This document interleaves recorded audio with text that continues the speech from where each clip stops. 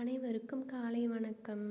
இப்போ வந்து டைம் 5:00 ஆகுது. கோலம் போட்டு முடிச்சாச்சு. கோலம் போட்டதும் போயிட்டு விளக்கும் ஏற்றியாச்சு.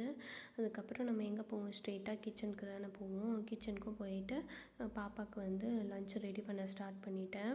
இன்றைக்கி வந்து மெனு என்னென்னா, இப்போ கீரை பருப்பு குழம்பு, பிரிஞ்சால் பொரியல், ரேடிஷ் பொரியல் தான். ரேடிஷ் பொரியல் மட்டும் நான் ஷேர் பண்ணுறேன். இது டிஃப்ரெண்ட்டாக இருக்கும். 1/2 டீஸ்பூன் ஆயில் ஊற்றிட்டு அதில் வந்து கடுகு, அதுக்கப்புறமா வந்து காஞ்ச மிளகா, ஆனியனு, ரேடிஷ் போட்டு நல்லா வதக்கிடுங்க. நல்லா வதக்கிட்ட பிறகு கொஞ்சோண்டு மஞ்சள் தூள் போட்டுக்கணும். மஞ்சள் தூள் போட்டு கருவேப்பிலை, அதுக்கப்புறம் ஒரு 3 ஸ்ப்ளாஷ் ஆஃப் வாட்டர் மட்டும் ஊற்றிக்கலாம். ஊற்றிட்டு கொஞ்சோண்டு உப்பு மட்டும் ஆட் பண்ணிவிட்டு ஒரு 5 to 10 மினிட்ஸ் மட்டும் வேக வச்சுருங்க.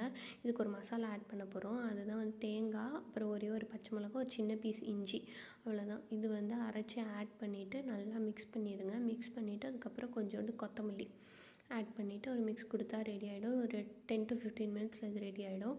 ஒரு பக்கம் வந்து பருப்பு வேக போட்டிருக்கேன்.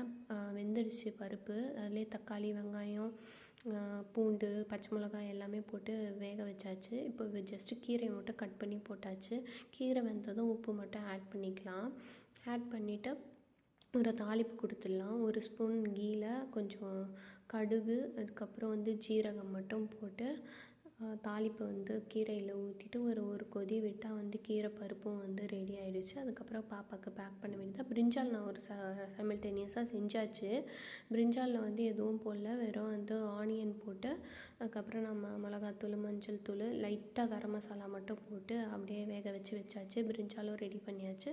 குழந்தைங்க வந்து சாப்பாடு லஞ்சும் கட்டிட்டு அதுக்கப்புறம் பிரிஞ்சால், ரேடிஷ் எல்லாம் வச்சாச்சு. நெக்ஸ்ட்டு ஸ்நாக்ஸுக்கு வந்து நான் ஓல் வீட் பிஸ்கெட் வீட்டிலே பண்ணது தான். ஓல் வீட்டு, அதுக்கப்புறம் பட்டரு, சால்ட்டு, நாட்டு சர்க்கரையில் பண்ணது. ஒரே ஒரு பிஸ்கெட்டில் மட்டும் மேலே கோவச்ச சாக்லேட் வச்சுருக்கேன், அவ்வளோதான். மார்னிங் பிரேக்ஃபாஸ்ட்டுக்கு மில்லட் தோசை, பீனட் சட்னி, அவ்வளோதான். Lunch ready. பாய்.